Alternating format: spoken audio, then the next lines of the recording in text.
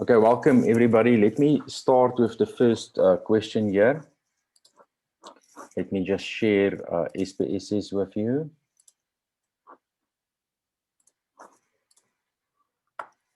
Can you see SPSS here?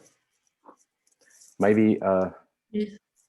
if I can just talk. Okay, I will talk to you, Madre, now for your questions, just to make sure you see everything. Otherwise, if everybody talks at the same time, it's difficult. Can you see the SPSS? Yes, thank you. Okay. Okay, so you wanted to know if you test the liability. Correct. Okay, of certain questions. Correct, yeah. Okay, so say for example, okay, but this is a yes and no question. Yeah, so it's like a yes and no question, and then it has like a scale of 1 to 5. Okay, so you can only test the liability. You can do it for a two-point scale, but that's not ideal. So you must work with the scale, the 1 to 5 scale. But the thing is, we need validation first. So if all of you remember the previous webinar, we work with validated constructs. So let me just share the questionnaire first, that everybody can see this. Let me just share the questionnaire.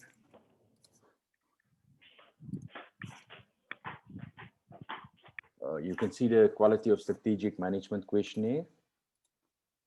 Yep. Okay, so, and everybody just in the chat, if you don't understand, just let me know in the chat.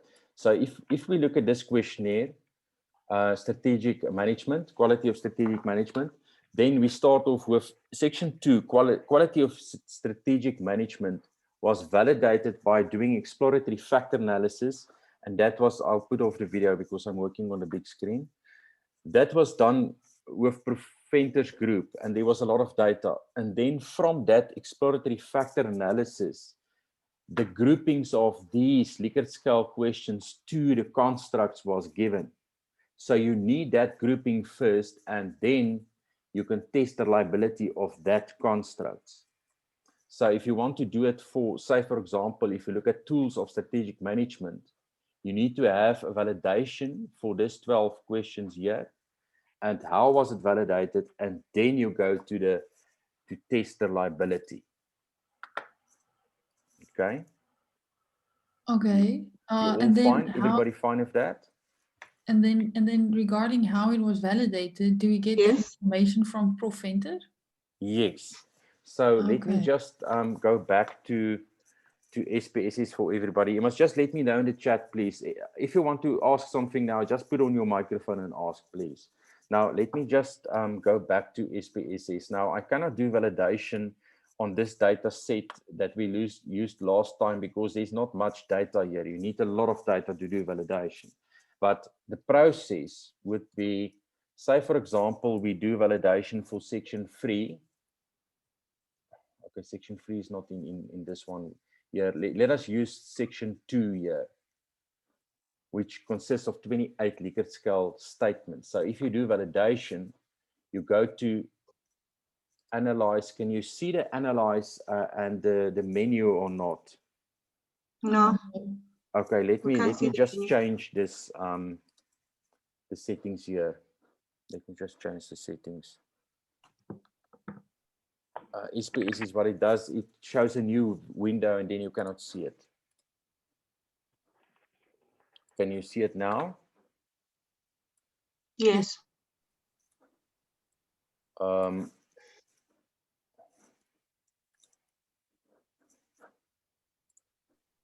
me just see. Can you see this the screen on top of the other screen?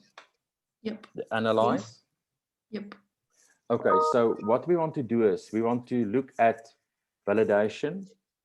So sorry, there's people that are admit in between. So we want to look at the validation. So we go to analyze, dimension reduction, and then factor analysis.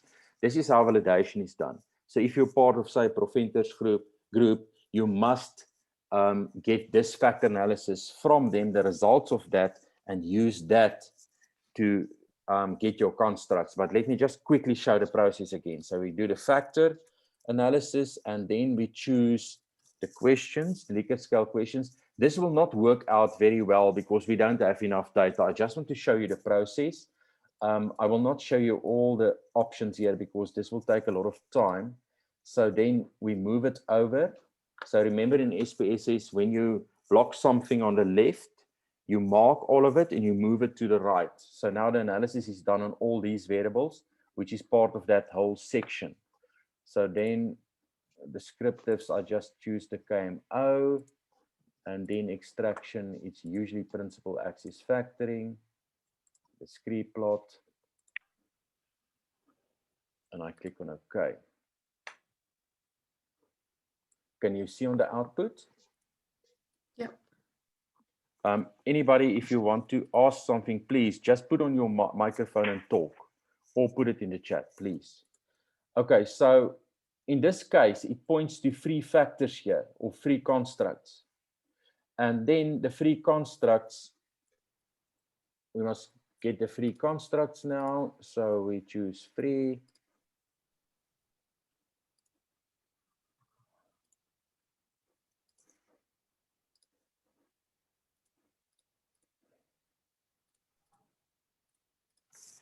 I'm just putting the options very quickly because I just want to show the output where everything is coming from. So, okay. Okay, in this case, this one was not very clear, but if you look at this one, this is giving us the first construct. So we're looking for loadings that's above 0.4, but not 0.4 for the rest. So if you look at the rest here, it's all below 0.4. It doesn't matter if it's negative or positive. So in this case, these ones will form the first factor, and then these ones, the second factor, and these ones, the third factor. There's a little bit of cross loadings here. So what you need is this matrix here with the loadings from where the validation was done. Then you know that this is the validated construct for, we're looking at quality of strategic management now. And then you must give a name because you look at all these questions, Likert scale statements, and then provide a common theme or a name for this, and for this here, and for this. And this will become your 3 validated constructs. And now to test the liability, you'll use these questions to test the liability of this construct, these questions for that construct, these questions for that construct. Okay. Is there any questions? Please just take off your microphone and just talk, please. If anybody wants to say something, or put it in the chat. I think the reason why I got confused, or am slightly confused, is that we were told that you need to select items per your own research objective.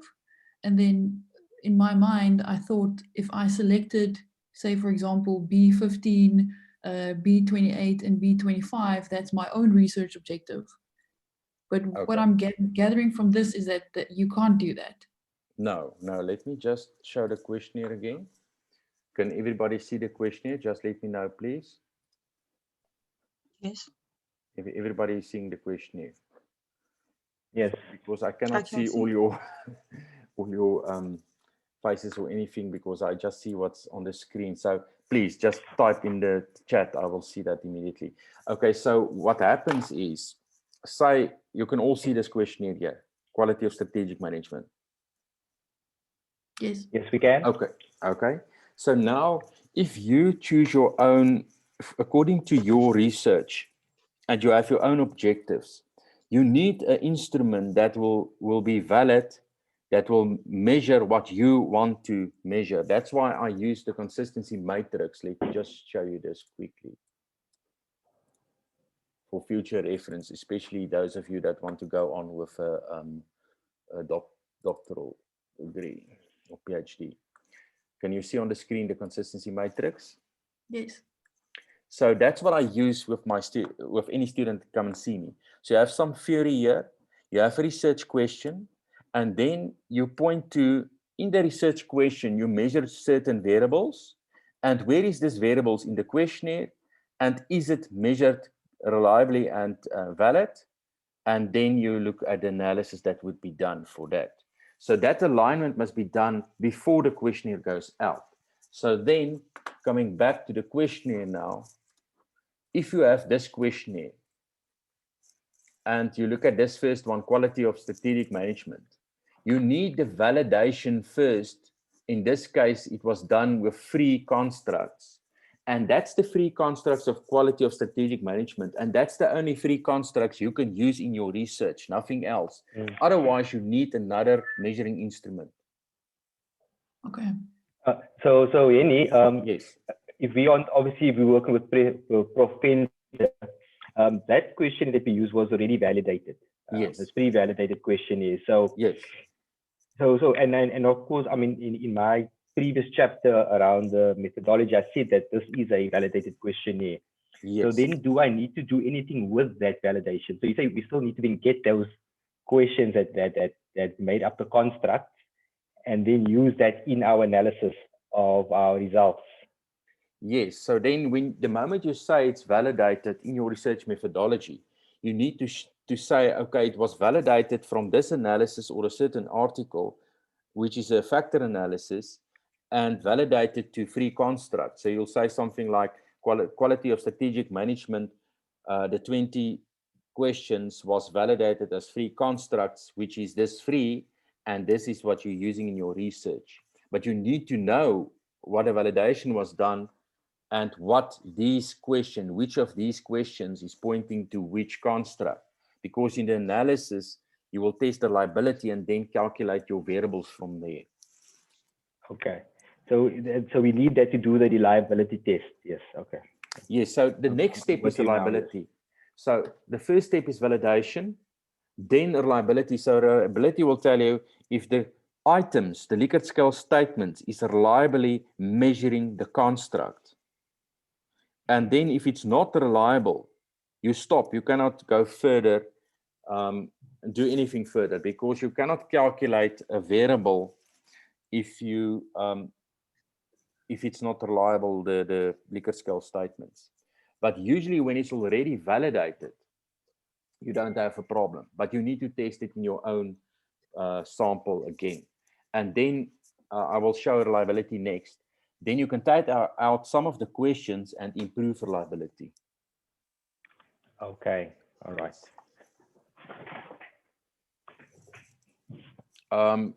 Okay, Madre, is your question answered? Yeah, I believe so. I'm just afraid that my whole chapter 4 might be incorrect. So I'll have to do a bit of digging and see where I went wrong. Yeah, so you must do re-engineering working backwards because you're stuck with the questionnaire that you use. So you must just realign your objectives towards the questionnaire. But that's why I do the research consistency matrix before anything else. Yeah. I think I did that with my study leader, but I think there's just something that I'm not really getting yet. But what you just said kind of makes sense. So I'll just get the validation stuff from Prof. Fenton, and I think from there I'll take things further because yeah. Thank you. Yeah.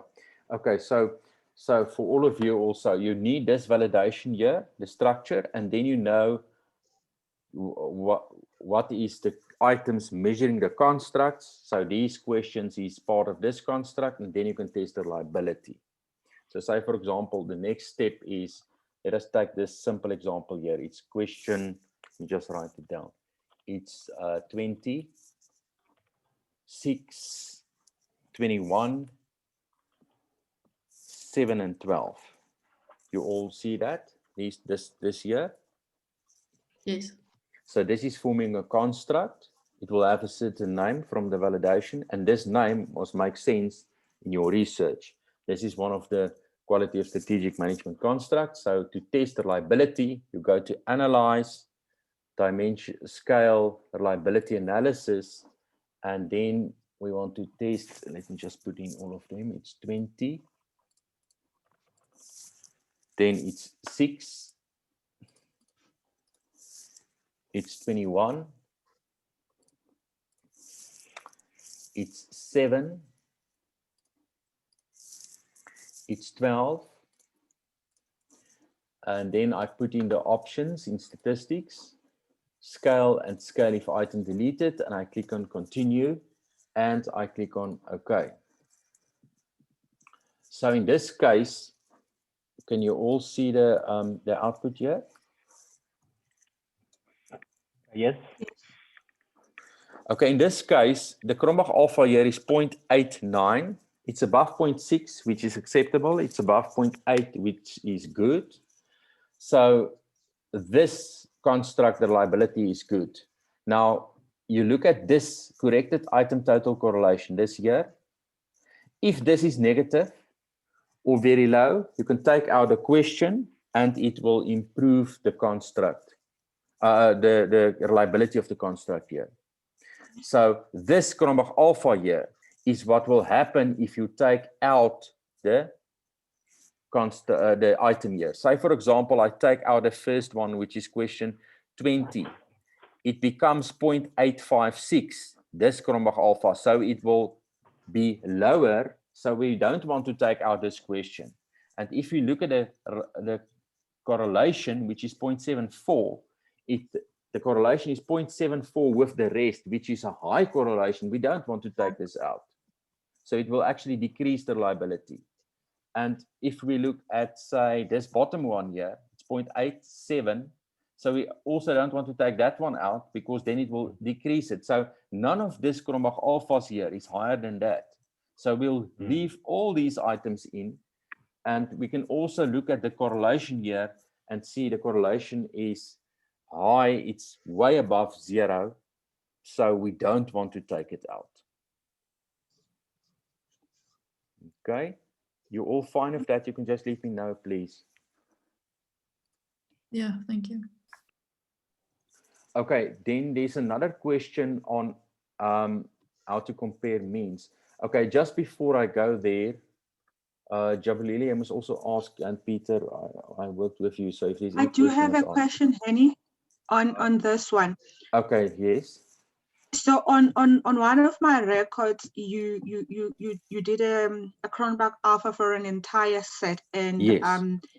So if it's for an entire set, yes, and it's above 8, does it mean that the first construct, the list of questions for that construct are all acceptable, except for those that that one that you have highlighted that we might have a problem with that because it's got a lower. Oh, okay, that's where I got confused. That was my only confusion. Thanks for that. Okay, yes, and that's what is exactly what was talking about here. Yeah, so you can take out some of these questions here and improve the Cronbach alpha. Okay, and then where you say excluded correlation, are those the questions that were excluded from the analysis, or what is it? Excluded? It says excluded COL. I suppose that's correlation or something. I'm not sure. Okay, I don't have the output in front of me. I don't have the output in front of me, so I cannot tell.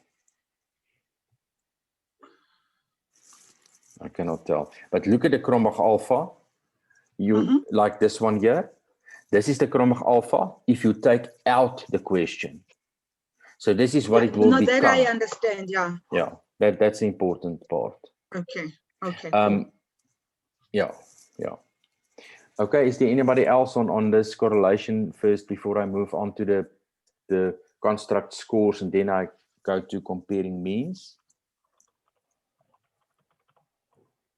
Nope, all good, thanks.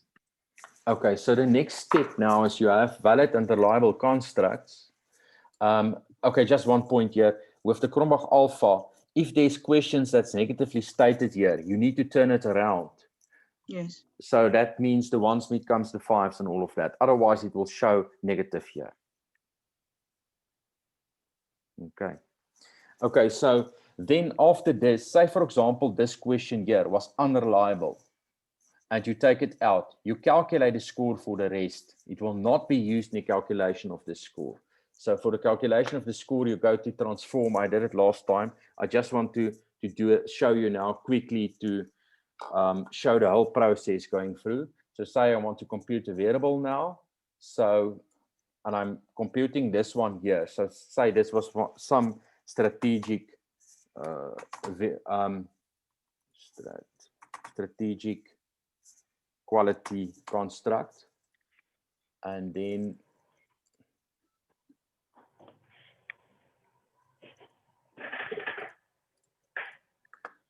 okay, and then I take 20 here, and then say 6, and then 21, and 7, and 12. Okay.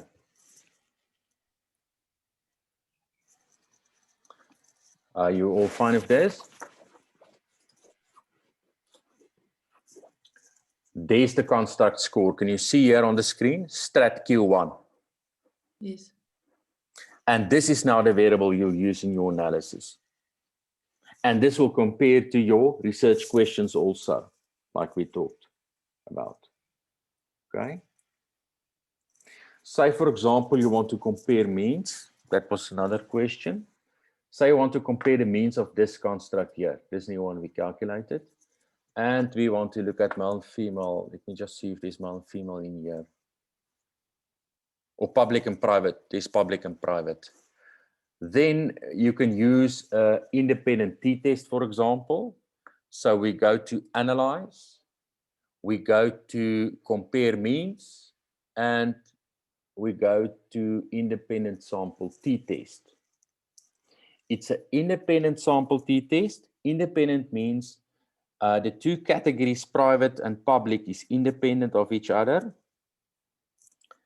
And then it's two categories, private and public. So we use an independent t-test for that. Okay.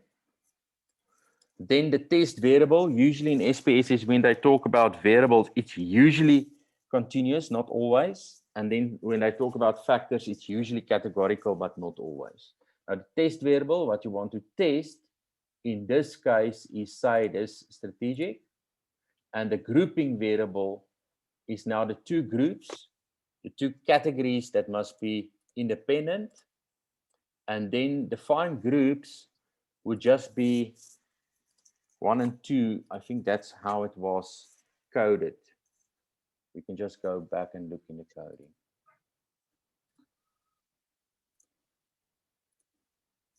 Okay. So now we look at this. We can see this strategic quality of management variable, but it doesn't have a name now because I don't know what the validation, what it was. But say this is just strategic management. Then you look at the mean here. Remember, the mean is from 1 to 5 from the questionnaire. So in this case, both of them is this. For private, it's 3.7. For public, it's 3.66. It's very close. And if you go to the questionnaire,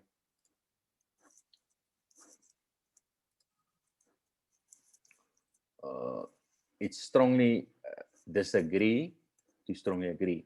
So it's 3.7, so it's about here. So it's a bit towards agreeing that there is strategic management. But if you look at private and public, no difference whatsoever. It's very close. So I'd not suspect any difference in the test. Now, for the t-test, you need to have equal variances. So equal variances is assumed. Now, this test here is Levine's test for equality of variances. If this p-value here is smaller than 0.01, it means the variances are not equal. So then you must use this here instead of that. So rule of thumb, just remember, if this significance, this p-value here is smaller than 0.01, you use this one, unequal variances, instead of that one. Smaller than 0.05. Yes. I'm so sorry. I just did that Levine test once, and The references that we had was if it was bigger than 0.05 Yes. and or smaller and greater or equal Yes. to 0. Yes. The reason I take 0.05 is the statistical tests is robust against the deviations from the assumptions. And the moment you have more data, say your data set is 100, 200 or more, then you will get significance here, but it's not so big of a problem. That's why 0.01 must rather be used. But so that's for smaller. No, that's for your assumptions. That's for your assumptions, the 0.01. Okay. So, Okay. but if you decide on 0.05, it's fine. But I know from practice, 0.01 for the assumptions is used, Okay. not 0.05, because the statistical test is robust against deviations from the assumptions. There's a lot of literature on that. But if you say, no, that's your references, then you stick to 0.05. Okay, not a problem. Okay. Thank you. Okay, and then, but 0.05 is used for all your statistical tests right throughout, usually. Nothing else, 0.05. This is just for the assumptions. But if this makes you confuse you, just stick to 0.05 altogether. Okay, thanks. Okay, now in this case, it's way above 0.01 or 0.05 even, so we can use the top. So then we go to the t-test for equality of means, and then we use this significance here. And that is above 0.05, so there's no significant difference between the two, which makes totally sense because this two is nearly identical. You fine with that? Yep. Or everybody? Yes, thank you. Okay, then the other thing is normality.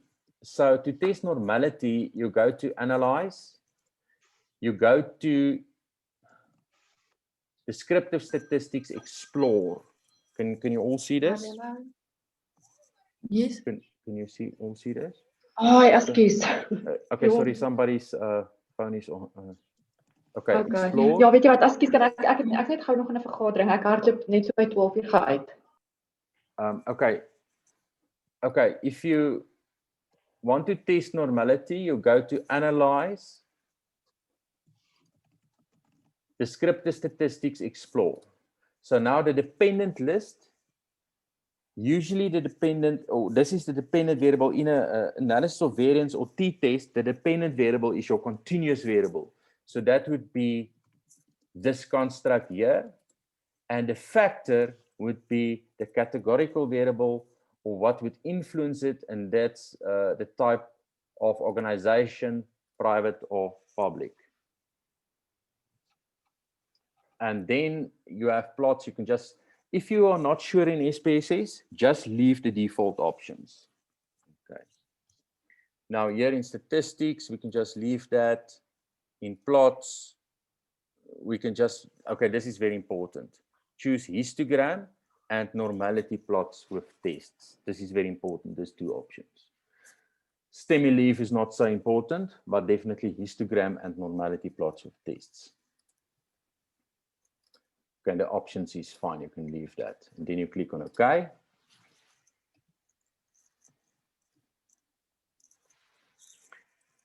You can all see here. Yes. Okay. This test of normality, Shapiro-Wilk and Gorov-Smirnov, is not advised to use this. Levine's test is used for testing equality of variances, which is okay. But the normality test with this Shapiro-Wilk, this is not advised. Normality, you rather look at the skewness and the histogram. So if you look at the skewness here, see there's the skewness, -1, the skewness here -0.6. Now, one school of thought take a skewness of 2 as still fine. So if it's between the range of -2 to +2, there's no problem with the skewness. So it's normally distributed. Another school of thought, which is strict, uses -1 to +1 cent. So then this one will be just out, depending on which school of thought you follow and you refer to. I followed it too, but you decide on what school of thought you follow when you look at literature, and especially in the field you're working in, because in the field you're working in, sometimes people say no, they interpret it, and they know you must rather follow this interpretation. I work with all the different fields, so I just used it too. Okay, so then if you look at a histogram, you're looking for a normal distribution. This is not considered skew in my opinion. Skew is really a very long tail. That's skew. So in this case, I would not consider this a skew, and this one definitely not. So I would say normality is fine in this case. You fine with that, everybody? Yep. Yeah. Yes, thank you. Okay, then the other thing, when you do any analysis, you must look at the descriptive statistics, you must look at the graphs, the assumptions. Now, the relevant graph that goes with t-tests or ANOVA is a box plot. So there's the box plot. You can see this box is the middle 50% of the data, and that is the median. So when you look at the two boxes, it's very similar, and this is giving us the range. The two whiskers, it's also very similar. There's an outlier there. So in this case, we won't say there's any difference between public and private for this construct. And then the other thing that you can do, I'm not sure if they, what is the English word for it? If they want you to do it, is effect sizes. I'm not sure if they need you to report effect sizes. But in this case, the effect size would be Cohen's D. So that will give you the practical significance. So it will tell you how big is this difference without taking into account the sample size, Cohen's D. Now for that, you need another package like G-Power. So I don't think they will want you to do effect sizes, but I'm not sure. I'm not sure what is necessary for the MBL students. But if you need to do effect size, you can look up Cohen's D. Okay, you fine with this? I have a question. If you do the mean comparison, do you also have to do this? Or can you do the one and not the other? You also have to do what? The normality test that you just did. There's two assumptions for a t-test, actually three, but the one is actually part of the t-test.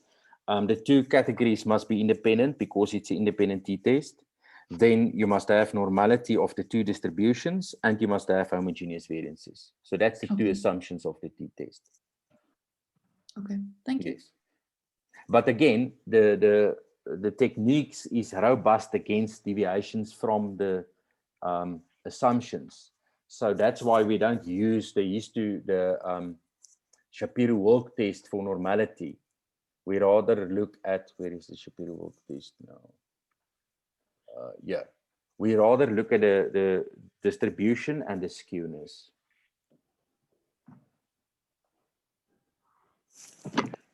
Okay, is there anybody else?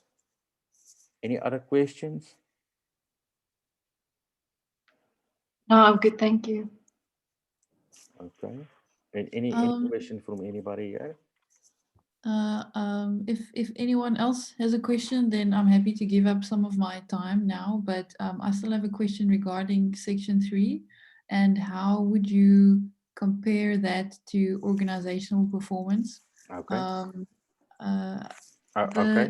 The screenshot that I sent you, Henny, with the blue highlighted question. Okay, we can look at that just now. Is there anybody that have a question, please? Yeah, I've got a question. And then I'll go to Maldera's question. Yes. Yeah. Professor Fender suggested perhaps that we could think of doing a chi-square test Yes. Is it possible that you can show us quickly and just how Okay. to interpret that? Okay, let me do the chi-square test very quickly and then I'll come back to Madre. Is that fine? Okay. Okay, a Thank you. chi-square test is a test for testing two categorical variables, the association between it. So you can use any two questions in your questionnaire because most of the questions is categorical. Even your Likert scale questions that make up your constructs is also categorical, although it's ordinal, it's still categorical. So say, for example, if you look at the quality of strategic management and you look at question 2.1, you can do a chi-square test just on question 2.1 with something else. You're all fine with this? Okay. You're all fine with this? Yes, Oh, that's yes, how- thank you, Annie. Okay, so that's another option. Say that could also help you if there is a problem with, say, with your alignment of your research. But it's not ideal because, say, for example, if you look at quality of strategic management, if you have your free constructs, now you sit with 20 questions, but that could be an option to explore different relationships. So let us just look at an example. Say we take this first one, question 2.1, and we want to see if we just look at this question and compare it to private and public. Okay. But that's your, I would say, fallback position here to use the chi-square test because it's only looking at one question. Now, say you want to do that.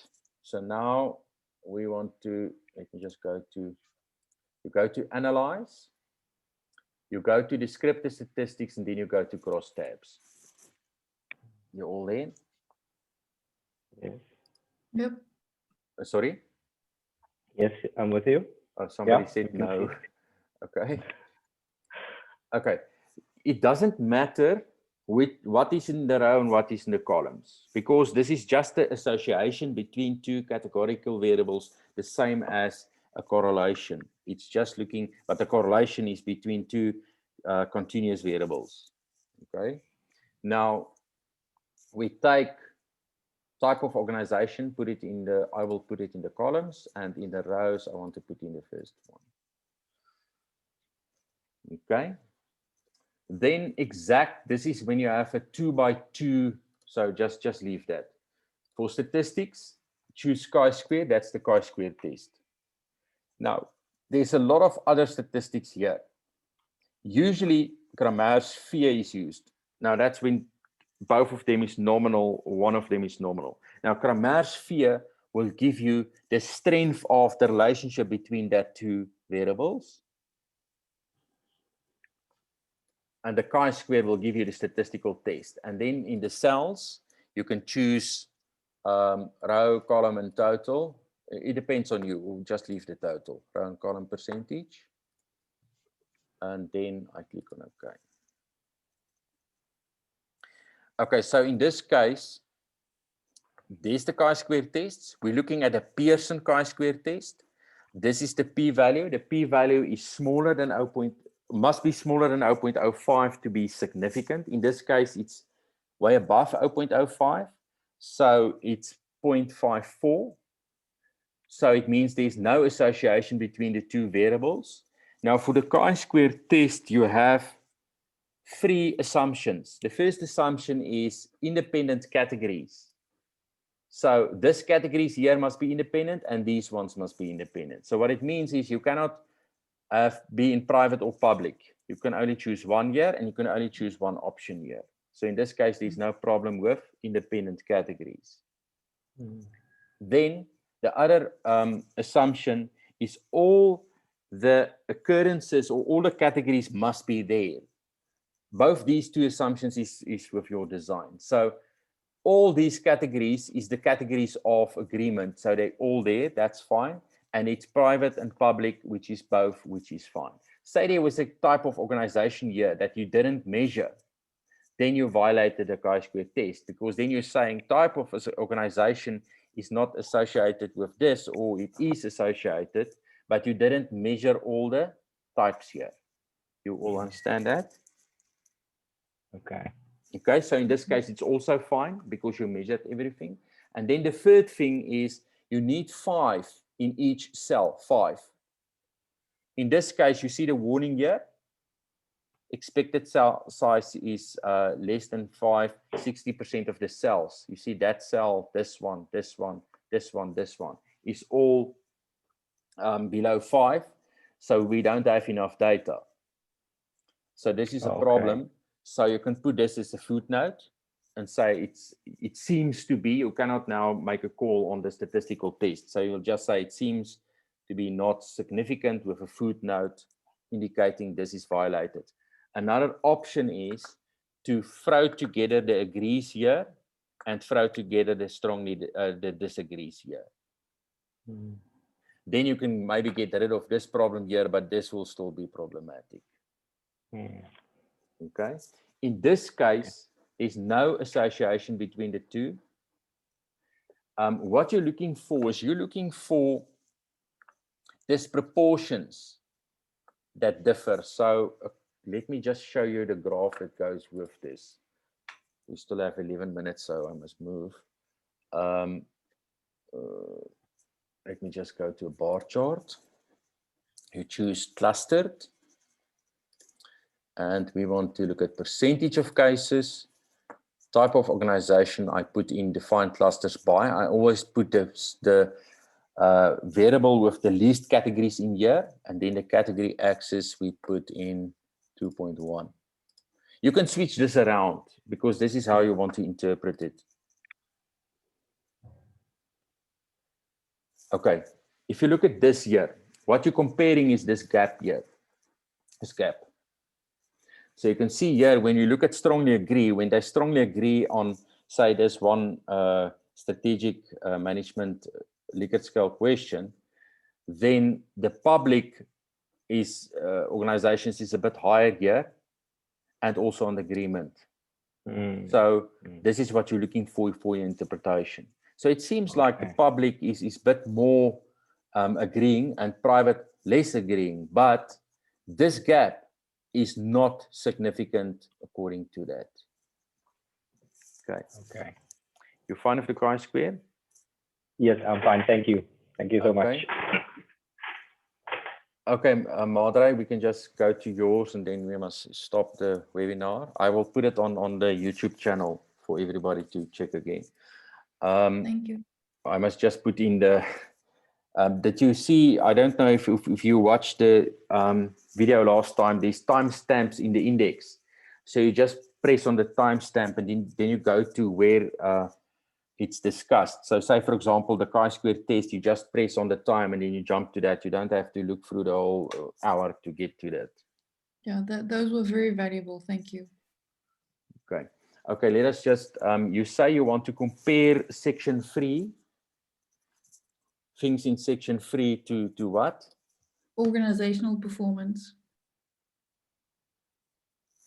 Organizational performance, which was here. Section 5.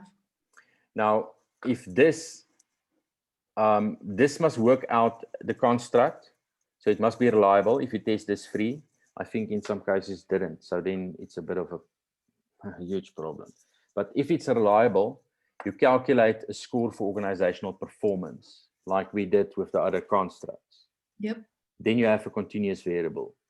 Then when you go to section 3, with this Likert scale questions here, with your construct scores that you calculated if it was reliable, you also have continuous variables there. You agree? Yeah. Now you want to see the influence of these tools on, say, performance. Then, or not the influence, say you can just look at the simple correlation. I think I did the correlation in the previous webinar. Just to correlate, then say performance to, so you do 3 different correlations. Performance to the one construct, performance to the other construct, and performance to the other construct. Oh, okay. I thought you had to calculate all of them together, and then all of them together you had to then correlate against organizational performance. You can also do that, but what it will give you is if you go to tools here, then it will just give you a generic correlation tools as a composite variable. So that's actually the average of the constructs now compared to performance. So you can Okay. also calculate the average of the construct. So if you get back to this here, quality of strategic management, if you all remember, it was consisting of 3 constructs. You can calculate the average of that 3 constructs, but you test the reliability of that also. And it must make sense to throw them together. Then you get a overall score for quality of strategic management, and then you can compare it to something else. Okay, that makes perfectly sense. Thank you. Okay. Then the other option, but we don't have time, but the other option would be to do a multiple linear regression using this as the dependent variable. This organizational performance as the dependent variable, and then these ones as independent variables, and see which of these ones is influencing organizational performance, and then you test it in one model, which is then the multiple linear regression. So that's a step after the correlation. Okay. You fine with that? Yeah, thank you. Everybody else?